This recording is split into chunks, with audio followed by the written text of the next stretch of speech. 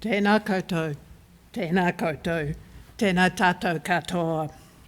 It's a great pleasure tonight to extend a very warm welcome to you all, family, friends, colleagues, students, and our wider community.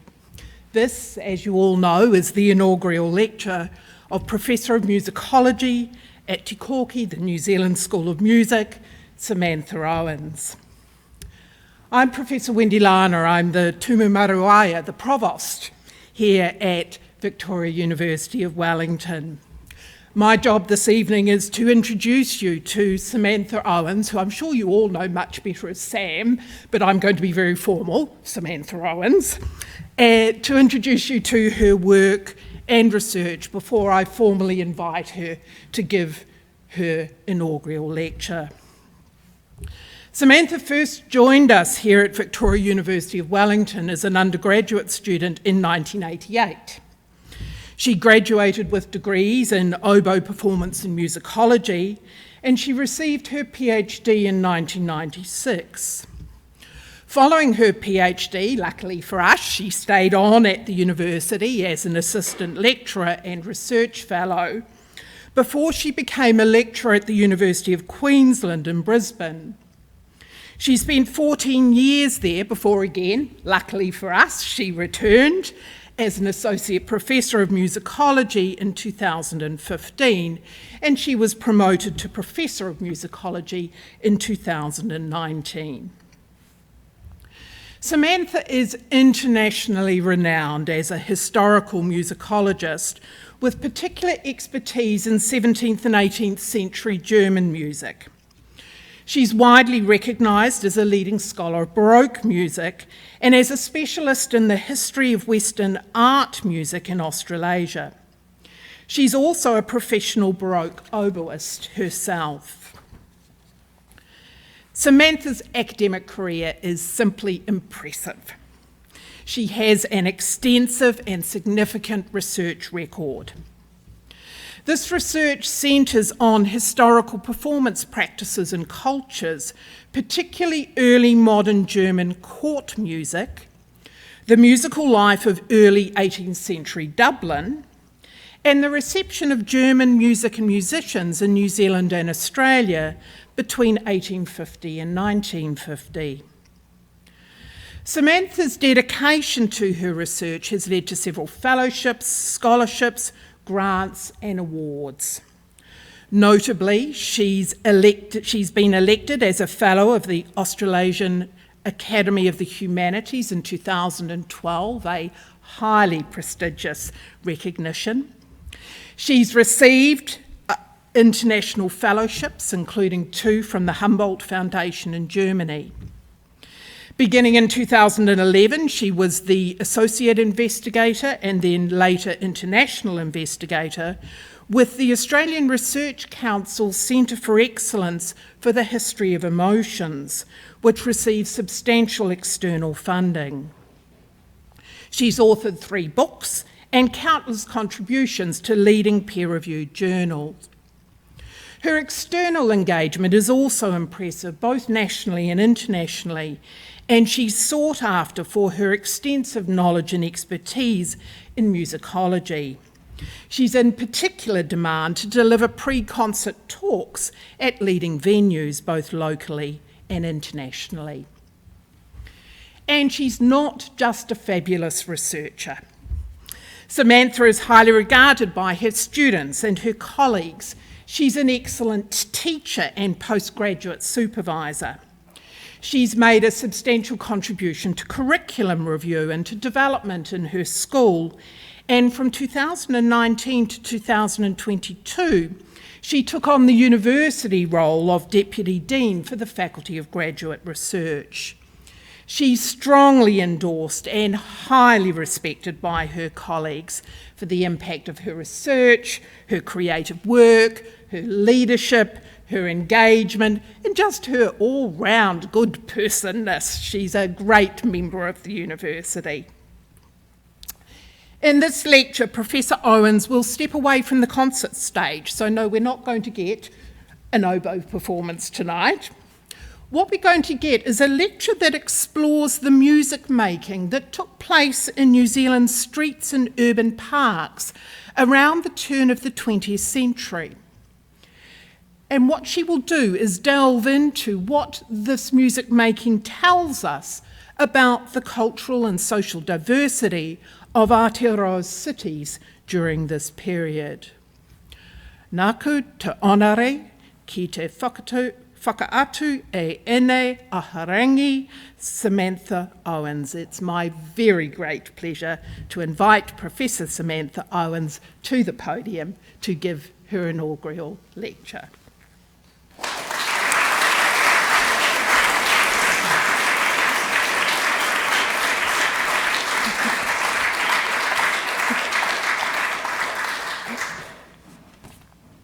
Thank you very much, Provost, and thank you everyone for coming tonight, including my family, my friends and colleagues. Kia ora tātou, nau mai, haere mai. I had a difficult choice to make for tonight's lecture between two different research areas, centuries apart and centred on different sides of the globe. Whether to speak about music in late 17th and 18th century Germany, on the one hand, or about music in late 19th and early 20th century Australasia, on the other.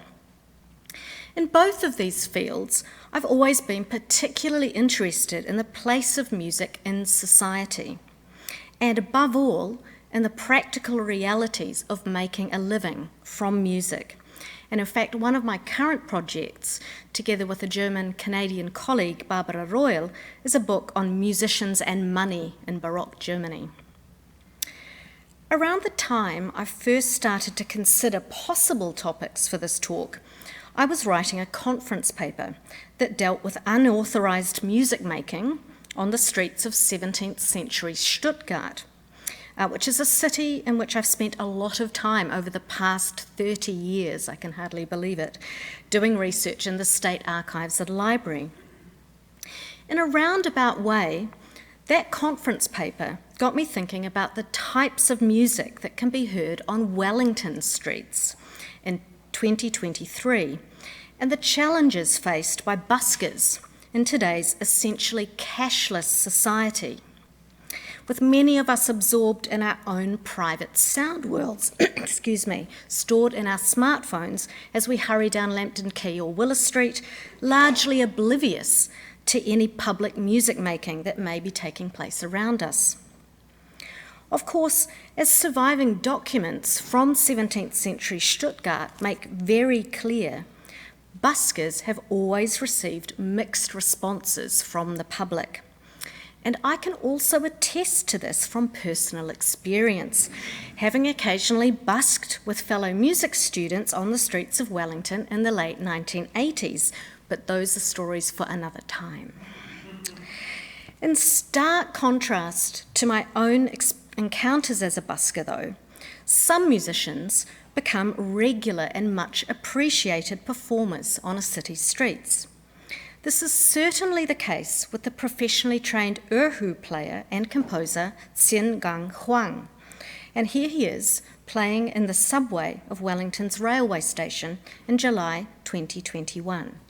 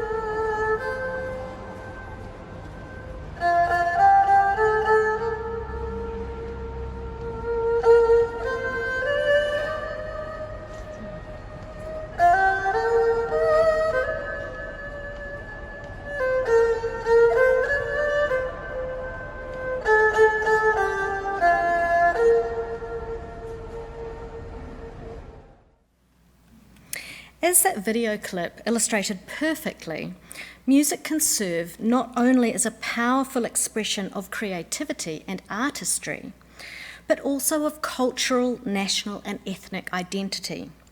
And I'm sure that most of you recognise the tunes that he was playing. In Wellington, perhaps the most enduringly popular occasion on which music is heard on the streets is the vibrantly multicultural Cuba Street Carnival, which was revived and rebranded in 2015 as CubaDupa.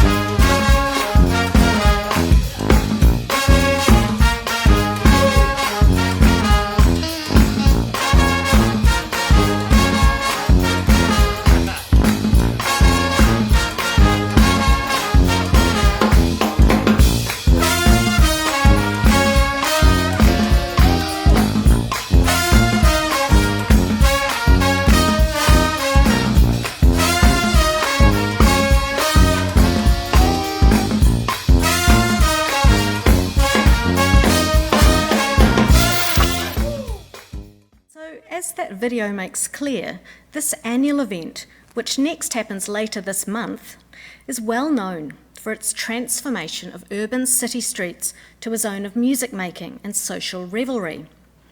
As such, the festival's been studied by ethnomusicologist Shelley Brunt, who describes it as a site for the presentation of distinctive musical practices of cultural groups, where musical performances can serve as a visible form of cultural recognition.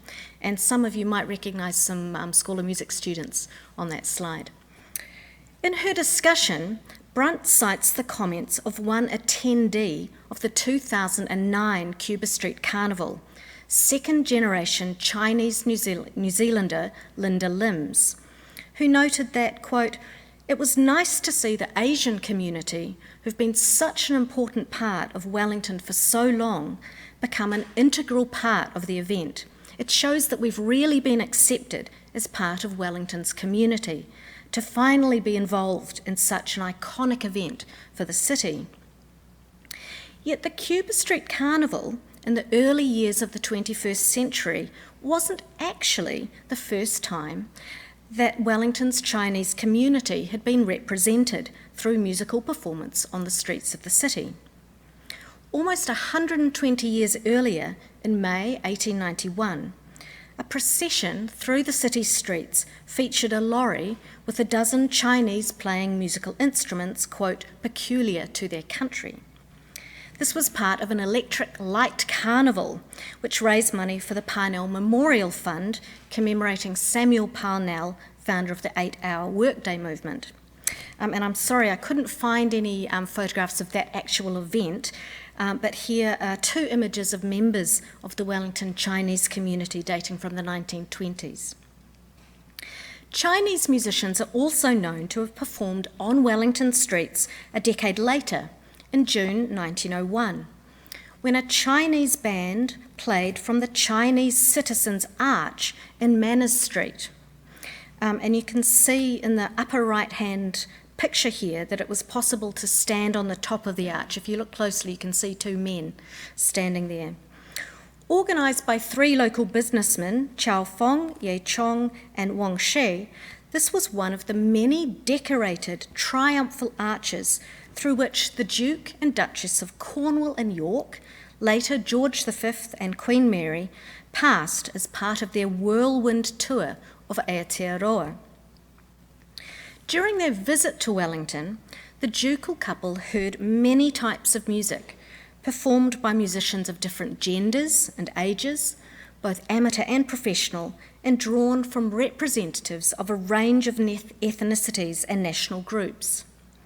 String bands played background music for a state reception at Parliament House, for example, while another evening high point was a comic opera performed by a group of amateur musicians, under the direction of Leipzig train conductor Max Hopper.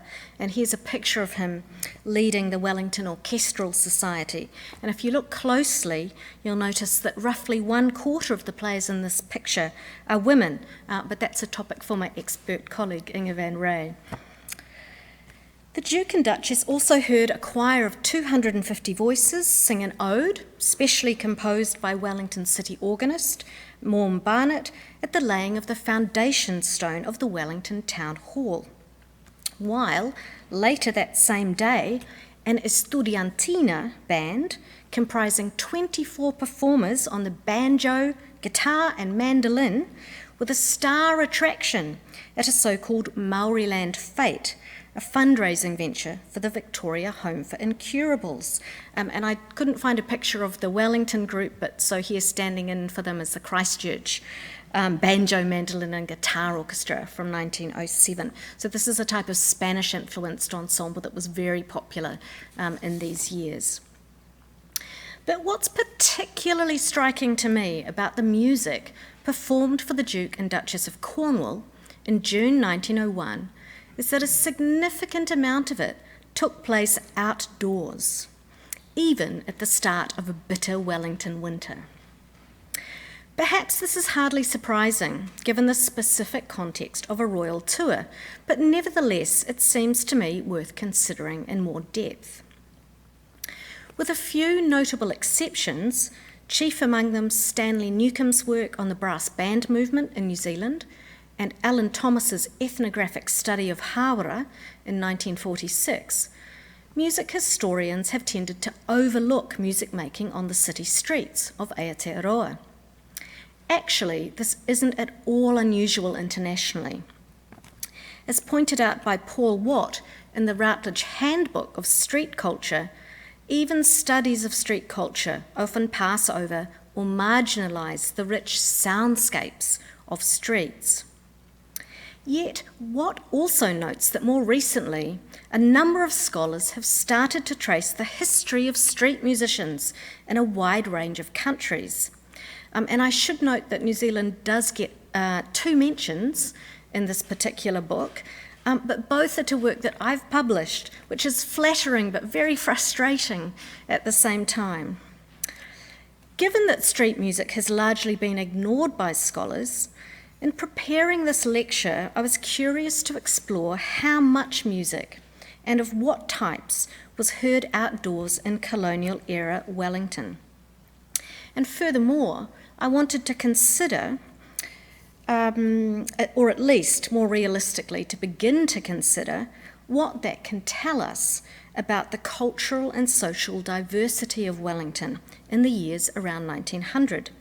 Since music heard outdoors on the streets and in public parks could be enjoyed, and on occasion suffered, by all members of society, regardless of their age, ethnicity or economic status.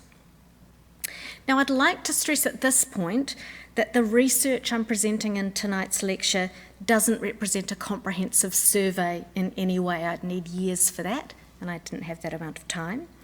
Furthermore, I'm going to set aside whistling, street cries, the tolling of bells and chimes, and noise issuing forth from music shops, which were all sounds that contributed to the rich soundscape of Wellington's streets and were described very nostalgically by Pat Lawler, the journalist, writing about his boyhood in the city in the early 1900s.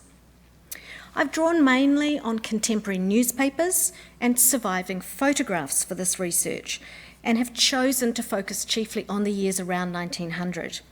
In effect, taking an oral snapshot, although to the best of my knowledge, and I'm happy to be told otherwise, there are no actual recordings of Wellington street music that survive from this time. Broadly speaking, the music heard outdoors in Wellington during this period can be divided into 2 main categories: day-to-day busking and music for special occasions. As we've already seen, both these types have persisted in Wellington right up till the present day. It's perhaps easiest to start or deal first with buskers. some of whom were a regular presence on Wellington's streets. Perhaps the most well-known was Charles David Evans, generally referred to as Piccolo Charlie, who played the tin whistle, usually on Lambton Quay. He was actually educated at King's College, Cambridge, and in France, and had worked as a gold miner in Australia and New Zealand, but by the early 1900s had fallen on hard times and was frequently arrested in Wellington for vagrancy as well as for drunk and disorderly behaviour. Organ grinders were also frequently heard on the streets of Wellington City, including an Italian whose name is unknown, who played operatic arias and attracted additional attention thanks to his monkey, which was kept on a chain and wore crimson trousers and a cap. And I don't have a photo of him, but this guy's standing in for that Wellington Italian. Sometime in early 1904, Wellington heard its first street phonograph. How exciting that would have been. And by 1909, there were multiple street phonograph operators working throughout the downtown area. A New Zealand Times description of Christmas Eve in the city refers to the happy crowds of shoppers thronging the streets, where every man with a street phonograph was at his post of duty, hands vigorously playing Christmas carols. Two further categories of buskers heard regularly on Wellington streets in these years were clearly demarcated along national lines: the German bands and the Italian bands, respectively. Both types of ensembles were made up of men from certain towns in impoverished regions of their respective homelands that specialised in itinerant professional musicians. The Germans were normally from the Westpfalz, or Western Palatinate, in southwestern Germany, just on the border with France, while the Italians tended to come from the region of Basilicata in southern Italy. As can be seen in this contemporary Australian illustration, a key difference between the two types of bands was that when playing outdoors, Italian bands typically comprised a combination of a full-sized harp plus bowed string instruments such as a violin or cello, whereas the German bands tended to specialise in the performance of wind instruments. And I was really thrilled to find these photographs of both types, the German and the Italian, in action on Lambton Quay to include in this talk. I mean, you have to sort of squint to see the German band, but they're there, standing on the street just by the pavement. With regards to their size, German bands range from between 6 to 12 players, while Italian bands could be a similar size, but appeared more frequently as a duo or trio.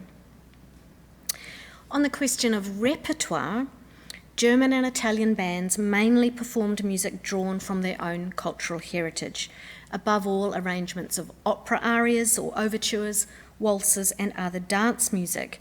And I'm going to play you an example of a number of popular songs that were composed around this time that centred on the global phenomenon of the German band, and they're usually parodying them, as you'll hear.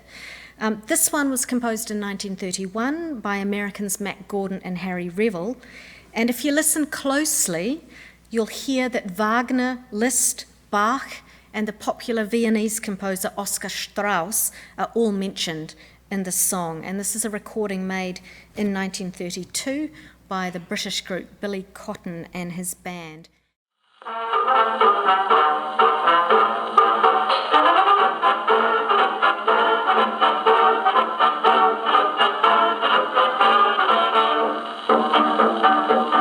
In the neighborhood I live, every day at 12 comes around a certain band and I enjoy myself. You must call around and see what I'm speaking from. There are just 6 pieces and the 6 of pipe and drum. Listen to the German band, the music's grand, and hand in hand the kiddies swing. And when they sing, a ring, oh see. When those little German gents play instruments, the audience commence to dance. And ach, mein lieber Fräulein, you should go see. And they sound so Wagner, Liszt and Bach and Oscar Strauss. But when when they begin to play hot-cha hey hey. They are lousy. Listen to the German band, they blow and blow, and what they blow we never know. But just the same I claim it is I love you.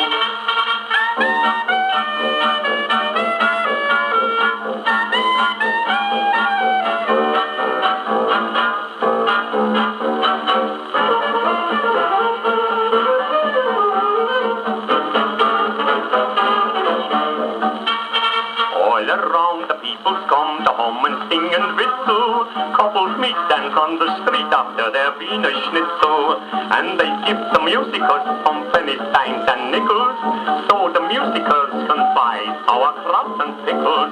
The hands and fritzes pay 2 bits for us to Lieber Augustine, and how they cheer what applause you hear when they play the wearing of the green. Papa, papa, umpa, umpa, umpa.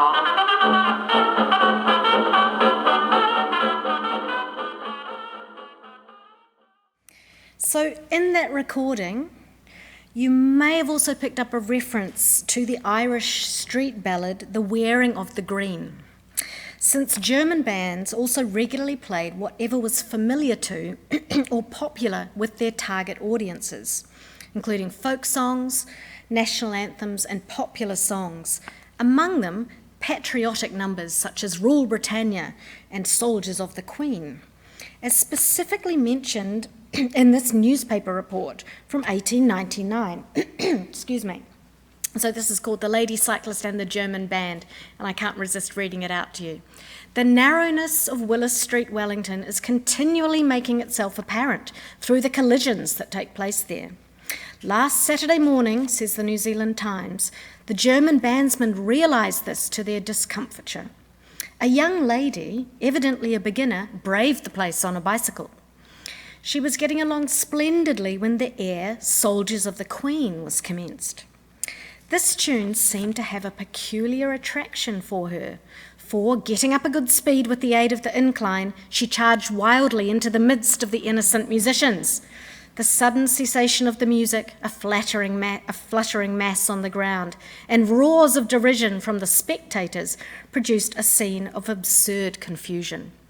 The music stands were scattered, and 2 bandsmen, finding themselves so suddenly seated on the ground, flared wildly at the strange intruder. The young lady, however, nothing daunted, proceeded on her journey in a series of graceful curves. After the lapse of about 5 minutes, the band pulled itself together again and finished the popular selection. I've written elsewhere on German bands in New Zealand. They were very common from about the 1850s until the outbreak of the First World War. One band leader, Rudolf Mercy, seen here in around 1905, and he's the short man in the middle of the first row, made frequent tours to New Zealand from Germany and was among 12 unfortunate German band members interned on Matthew Soames Island for the duration of World War I. I still have more research to do on Italian bands in New Zealand, although other scholars have already investigated their activity in Australia and elsewhere, including a book by John Zucchi on Italian child street musicians in 19th century Paris, London and New York. In Wellington, they included Giuseppe Pisani, a harpist from Viagiano in the Basilicata region, a town known for its musicians, who also had a regular gig on the Days Bay ferry, accompanied by another of his countrymen on the violin, and Pat Lawler waxes lyrical about hearing their gentle obligato borne on the wings of a Wellington breeze, describing them both as picturesque straw-hatted Italians. In the mid-1890s, several members of the Vitezza family emigrated from Grumento Nova in Basilicata to Wellington, where they began playing on the streets, but soon proved much in demand with Wellington's wealthier residents, who frequently engaged them for garden parties and at-homes, as reported in the social columns of local newspapers.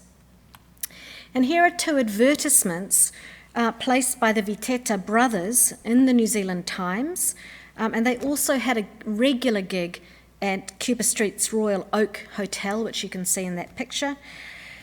By 1915, though, the Viteta family had moved to Nelson, where they continued to work as musicians, but they were also significant players in the local tomato growing industry, and that's why the picture of the harp here is taken in front of a glass house. German bands also played indoors on occasion, mostly on string instruments, which is why there are generally both winds and strings in posed photos of German bands from this time. However, more often, they were engaged to perform outdoors on wind instruments. And for this reason, the musicians who play in one corner of the tennis court in Catherine Mansfield's short story, The Garden Party, which was apparently inspired by an event that took place in a Wellington garden in 1907, is most likely to have been a German band in military-style uniform. Mansfield describes them as a green-coated band, and they were almost certainly playing wind instruments, not the cello, the violin, flute, and piano, as depicted in the otherwise extremely excellent Hamilton Gardens recreation of this scene. German bands were also frequently employed to enliven significant events held in the wider community. Over the summer of 1903-4, for example, Rudolf Mersey's band, which we saw earlier, played at the 5th annual Carnival of the Swift Swimming Club at Te Aro Baths, on the lawn at Days Bay as part of the King's birthday celebrations organised by the Wellington Steam Ferry Company, at the annual Sports Day of Girls High School, now Wellington Girls College, and on many more occasions besides. And I've got huge lists of stuff mentioned in the newspaper of what they were doing. All of these examples are, of course, music provided for special occasions, so I've moved from busking now firmly into that category. The visit of the Duke and Duchess of Cornwall in June 1901 provides a nicely focused snapshot of some of the performances that were heard outdoors for such festive events. In addition to the group of Chinese musicians mentioned at the beginning of my talk, the royal couple also experienced waiata and haka, presented by a party of Maori at the Maori Arch, which also included children stationed in the roof of the arch who chanted while stamping their feet. Groups capable of marching while performing, of course, played a major role as well, as is still the case with some street parades today, including bagpipers, and here's just one bagpipe band passing through the Westport Arch. The Royals didn't go to the West Coast, so they had to have this arch in Wellington. Bagpipers often played for St Patrick's Day parades and on festive occasions celebrated by Wellington's Scottish community. In 1898, for example, before the first annual ball of the Scottish Thistle Club, 4 pipers of the club marched through the principal streets of the city and played stirring national selections. And here's a picture of children heading from St Mary the Angels on Bulcott Street to the railway station for the annual Catholic picnic held at Father Lane's Gardens in Lower Hutt. And the tall man you can see on the right is actually Pat Lawler's father. So I can only imagine that Pat Lawler is perhaps one of the children in this photograph as well. Not surprisingly, numerous brass bands also participated in the 1901 Royal Tour festivities. Among them, groups associated with certain Wellington suburbs, such as the Newtown Band, schools, such as St Patrick's College Band, the City's Salvation Army Band, and many visiting regional brass bands, such as those from Wanganui, Fielding, and Pahiatua, just to name 3. There's huge numbers of brass bands that are listed as playing in 1901 for the royal couple. A notable admission from this list, however, was the celebrated Ōtaki Maori Band, a group led by Wellington-born and based musician Salvatore Cimino. Established in the later months of 1891, by June the following year the band had been invited to Wellington to take part in celebrations marking the reception of a new governor of New Zealand. As well as taking part in a public procession, on the day of their arrival in Wellington, the Ōtaki Maori Band, quote, played through the principal streets at midday, their neat uniform, good playing and excellent marching, attracting much favourable comment. This was to be the first of many occasions upon which the band performed in Wellington.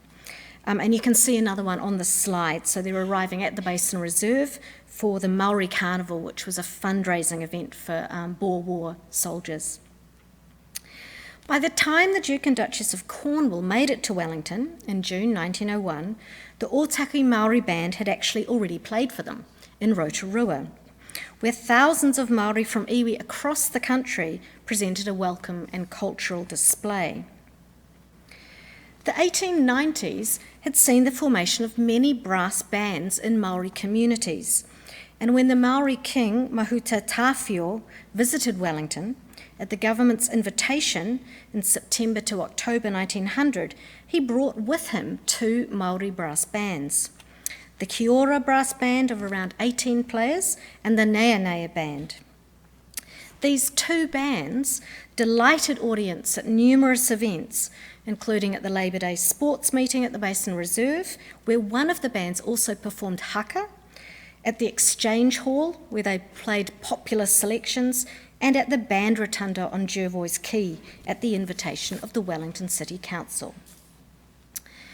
These 2 bands also delighted passers-by on several occasions, and all of this is reported in the newspapers, by playing outside the King's Hotel on Molesworth Street, including a performance of the Dead March from Handel's oratorio Saul, when the King suffered a double bereavement during his visit. And this piece, the Dead March from Saul, had been very famously played at the massive state funeral of Lord Horatio Nelson in 1806, and subsequently it gets performed at all the royal funerals for a while, including Elizabeth II recently. Only Queen Victoria, who couldn't stand Handel's music, didn't have it played at her funeral. And it's still also played at the funerals of Tongan royalty as well. Okay, so in many ways, in this paper I have only scratched the surface of music making heard in Wellington's streets and parks in the years around 1900. I haven't touched in any depth on music performed in the city's many band rotundas, a subject that many of you will know is very dear to my heart. They featured regular public performances by local and visiting bands. I haven't touched on music in any depth at public demonstrations or in funeral processions, which often featured bagpipers, Salvation Army bands and other brass bands. And I found this great photo of a funeral procession on Aro Street, for those of you from the Aro Valley, with a brass band there. And there are many, many more examples of music heard outdoors in the city's streets. Nor have I begun to analyse the often complicated dynamics between the ethnic and national identities of the performers, the choice of repertoire they played, and what their performances represented, both to themselves and to those members of the public listening. In fact, there's very little surviving information regarding how such ephemeral performances were received by those who heard them. Only the occasional comment provides evidence of more complex readings on the part of Wellingtonians. During the Second Boer War, for example, in January 1902, the 600-plus participants in the second Moonlight Cycle excursion from the General Post Office to Kilbirnie were reassured in the newspaper that they were to be entertained by an Italian band, not, as was first stated, by a German band. Therefore, they need have no misgivings on the score of patriotism.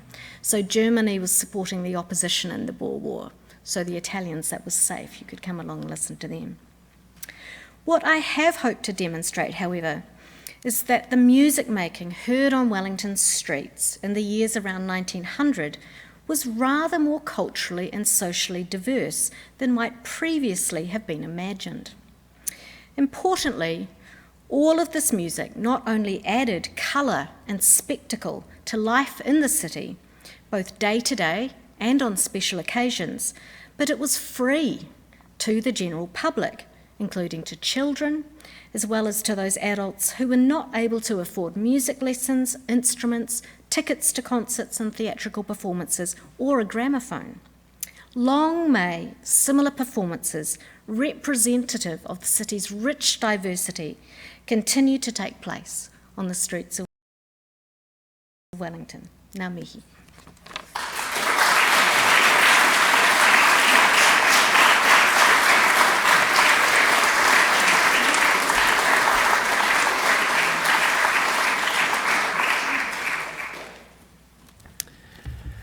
E ngā mana, e ngā reo, e ngā karangaranga maha, tēnā koutou katoa, ngā mihi nui ki a koutou kua tai, mai nei I tēnei pō ki te whakarongo ki te kōrero wahapu o Ahorangi Samantha Owens. Ko Simon Mackenzie taku ingoa ko ho te amo o te wāhanga aranui.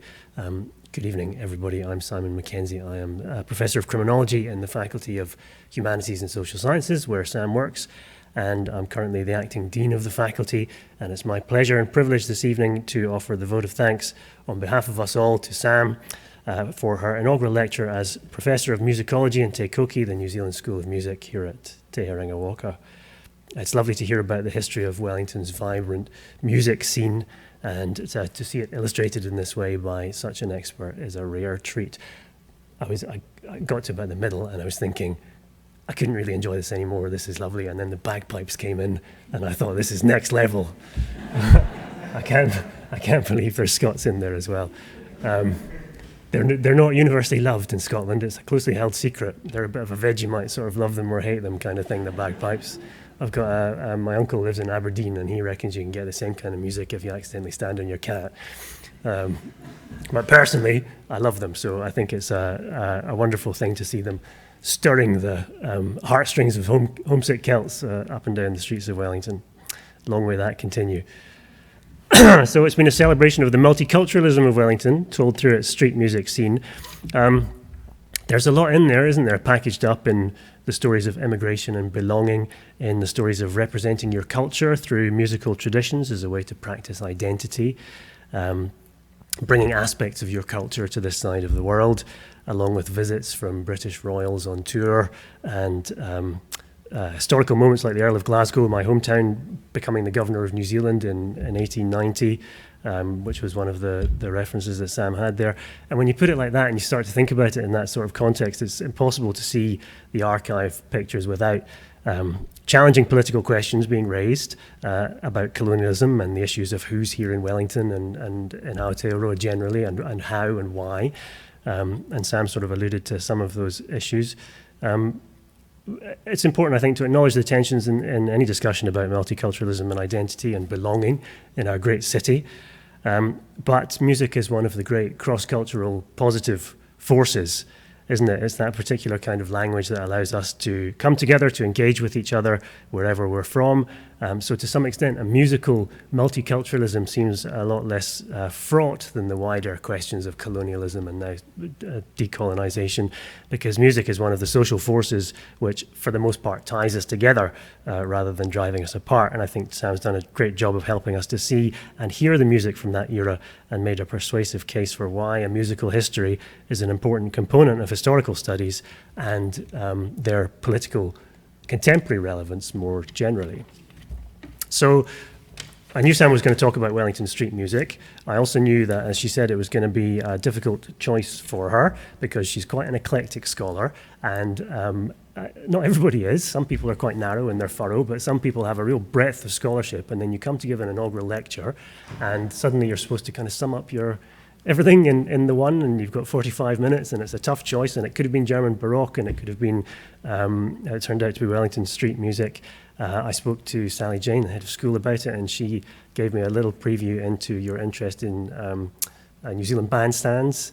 A little bit of Kiwiana dropped in there, and then I went back and read some of your papers and discovered a mutual interest that you and I have in the history of the emotions, which is the big Australian grant that Wendy mentioned at the beginning. I wonder whether everybody else here knows that emotions had a history. I expect generally people probably aren't aware of that sort of thing. I thought maybe I'd say a couple of words to try to help you to see the breadth of the scholar behind the lecture, as it were, so that Sam doesn't sort of suffer the fate of having to make that choice and then nobody sees what else is behind them. So there's a whole rich field of research concerned with variations in emotions across cultures and throughout history, both the experience of emotions and their expression.